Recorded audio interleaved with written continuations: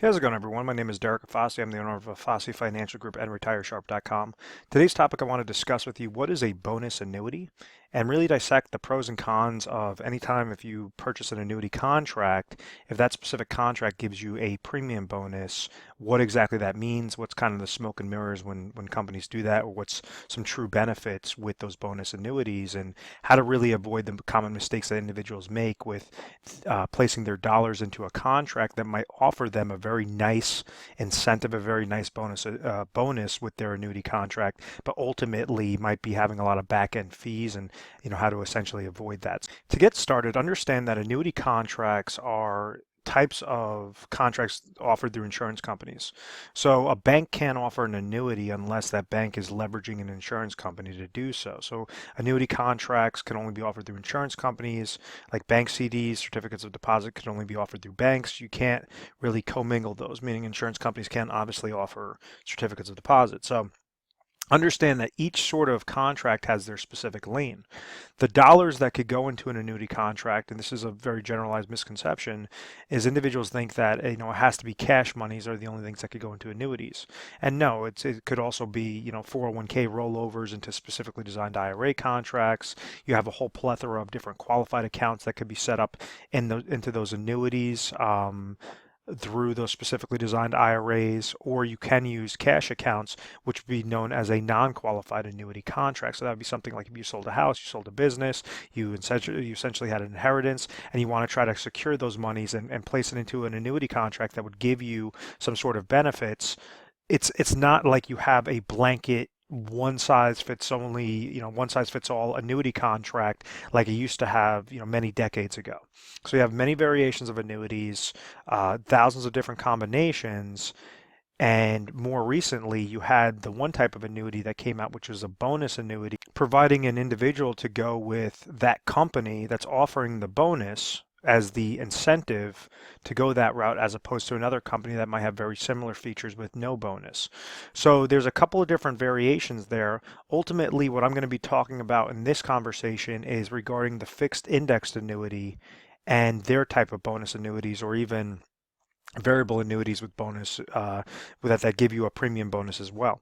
And the best way I could segue to the fixed index annuity concept is to go through what an individual realizes, or when they usually place their dollars with like a bank in their certificate of deposit, a bank CD, versus a fixed annuity.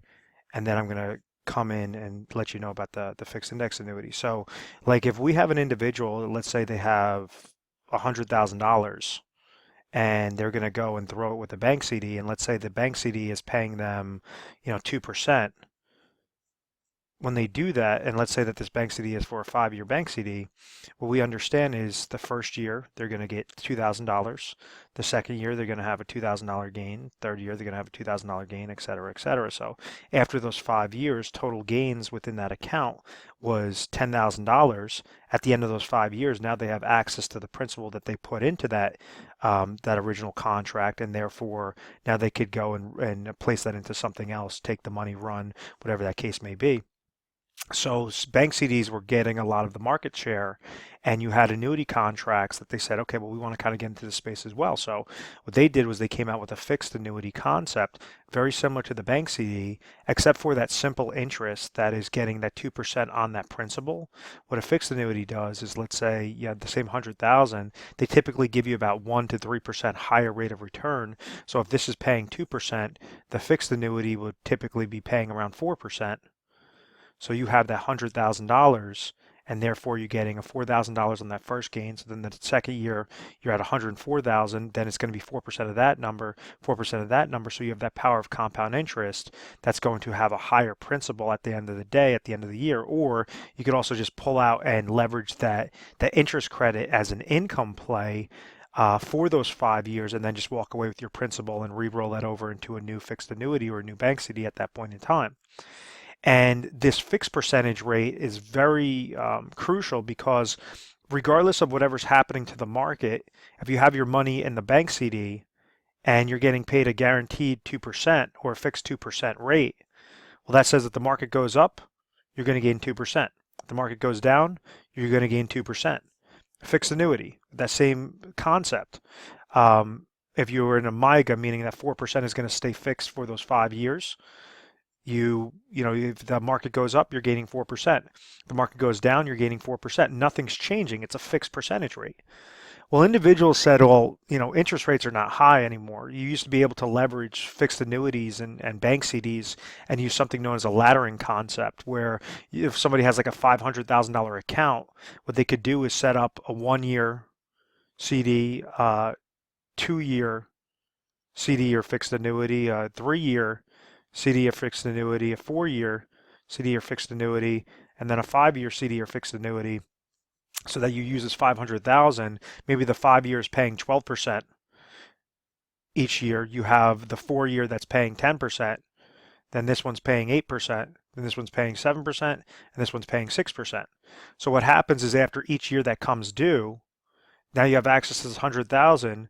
They would just repurchase a new 5 year bank CD, or bank CD or fixed annuity, so that eventually you're going to have all 12% all across the board. So that's when interest rates were booming, and that's how individuals were able to successfully retire, leverage these types of accounts into fixed interest-based accounts, such as the bank CD, such as the fixed annuity, because they're saying, well, if I'm getting 10% on my money, 8% safely on my money, well, then I could always, I don't have to dip into my principal. I could just basically live off the interest and not have that risk involved. Well, when interest rates have dropped to all-time lows, and now you have bank CDs that are paying like 1.4%, you have fixed annuities, 5 year fixed annuities paying around 3%. It's not enough to get a good interest credit, basically leverage that interest rate as a type of income stream and not have to dip into the principal, meaning that now individuals, because that interest credit is so low, the interest rate is so low, they have to dip into that principal faster, and therefore they run that risk of longevity, risk of outliving their monies. So the concept of the fixed index annuity that came out, they said, well, rather than pay that individual a fixed percentage rate, the way on how this account's going to work is, let's say you have $100,000 into a 5 year fixed index annuity, and let's say that index was linked to an S&P 500 with a 10% cap and a 0% floor. What this tells us is after the first year, this $100,000, if the S&P 500, let's say the S&P 500 does this number where it gains 15%, then it loses 20, then it gains 5, then it loses 10, then it gains another 2. What exactly does this mean? Well, if you had a fixed annuity with us paying 4%, well, we understand 4% would be, you would go compound interest for those 5 years. With this fixed index annuity, the first year you would have a plus 10% gain because that's up to the cap. The second year you'd have a plus 0 because it's to the floor. The next year you'd have a plus 5, it's underneath the cap. Next year you have a plus 0, the next year you have a plus 10. Sorry, a plus 2. So with all of this, it's going to be based upon what that index will perform, and that's what determines your credit. So rather than say if the market goes up, you're getting 4%, the market goes down, you're getting 4%. This says if the market goes up, you're able to capture those gains. If the market goes down, well, then you're not going to lose your principal because we have that floor of 0%. So it just allows a fighting chance to combat inflation and to combat that very low interest rate environment that we're currently in right now. So with this sort of space, with the fixed index annuity space, when it started to become more and more attractive, you had companies that started to increase their cap rates, lower their spread rates, have uncapped indexing strategies, different things like that. And that was the generic shell of the FIA contracts. So in theory, in a fixed index annuity, if someone was trying to use that as an income play, and I'm not talking about ones with income riders, I'm just talking about a regular, generic, plain old fixed index annuity that doesn't have any fees associated with it, just like a bucket with the lid over, just like a 5 year contract, a 7 year contract, a 10 year contract, however long that contract is for. Typically, there's a higher cap rate, or there's a higher potential to gain more interest into those types of accounts. So when you have, let's say, company A that's offering a S&P 500 with a 10% cap, 0% floor, and then you have company B that's offering a 10% cap with a 0% floor. Well, then, obviously an individual just wants to go with whichever one has the higher ranking. If so, you have these bonus annuities that came out, that what they're saying is we're going to give an individual an incentive to go with our company over the next guy. So maybe instead of company A that has no bonus, company B might offer a 5% bonus. So it says the initial 100,000 this person's placing in there, their account value from day one is going to go to 105,000, and therefore they're going to have the same terms as if company A. So what it does is it gives that individual the extra incentive, kind of like when you go and you open up a bank city, you open up a savings account, they give you a bank will give you an extra $200 to go and open up an account with them, or you take out a credit card, they give you an extra 200, $50 or whatever that case may be. It's just an extra incentive. Now, the problem with that bonus structure is you have a lot of companies that try to do that smoke and mirrors approach. So what they try to do is show you that nice shiny object on one side and then beat you over the head with a low cap, with a very low cap or low growth potential on the other side. And that's where individuals get caught up. They get caught up in that shiny object that says, oh, well, company B, let's say company A is giving you a 10% cap with a 0% floor, and company B is giving you a 3% cap with a 0% floor, but company B is giving you a 10% premium bonus. Well, an individual says, "Oh, I get 10% of my money right off the bat." That seems fantastic. When in reality, this company A is probably going to do a much better job with that length of time than company B that gives you that upfront bonus and then gives you that much lower cap rate. So you really have to take the good with the bad and decipher which one is going to be the best for your position. It comes down to how long you want to leave your money locked up, or how long you want to have restricted liquidity on those monies. Meaning if you need to access it, typically these companies, they only allow up to like 10% access of your account value, or they might allow you to take out whatever the gain was that year. So there's a couple different features. What I always say is you always want to be educated on what is the best sort of annuity contract at that specific time, with your specific age, with your specific state, and that's going to make all the difference in the world to say, okay, does it really make sense to go with that 10% premium bonus, or should I be walking on eggshells a little bit? Should I be a little bit more wary to say this just seems like a smoke and mirrors approach? And majority of the times, it is a smoke and mirrors approach. It's these insurance companies are just trying to sucker you into the product, make you realize it after you're in there for a few years to say, holy crap, I can't get my money out. I'm basically handcuffed here, and they're leveraging your money to make money on the back end, and they're being extremely profitable, and therefore you're losing out on a lot of opportunity to invest your money into something else. So the first solution to that problem is to find companies that give you a whole plethora of options, indexing strategies, rather than something that's just going to be an indexing strategy and an S&P 500 and that one strategy. We'll find the carriers that give you an S&P 500, possibly a Barclays index, possibly a BNP Paribas index, Morgan Stanley Dynamic Allocation Index. You have all these different indexing strategies out there. And then on top of it, when you're looking at those cap rates, do you have a favorable cap rate, or can you actually go into products that are uncapped? Meaning that, if you're with an S&P 500 and you're at an uncapped S&P 500 that gives you something known as like let's call it a 70% participation rate.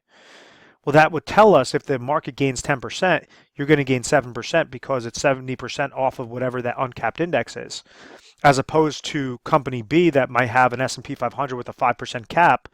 Well, the uncapped index is going to essentially be a better rate of return, or historically could show you better rate of return, rather than always capping you, saying that this is the most that you could possibly gain into your account.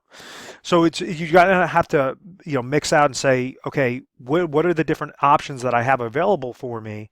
How can I diversify those options out properly so that maybe I have something that's correlated directly to the domestic markets, maybe something that's not correlated to the markets, and then something that has its own strategies altogether that will gain when the market goes down. So you're kind of diversifying, so you're always having that positive interest credit in there, something that can combat going into a fixed annuity, and it makes more sense to go into that fixed index annuity.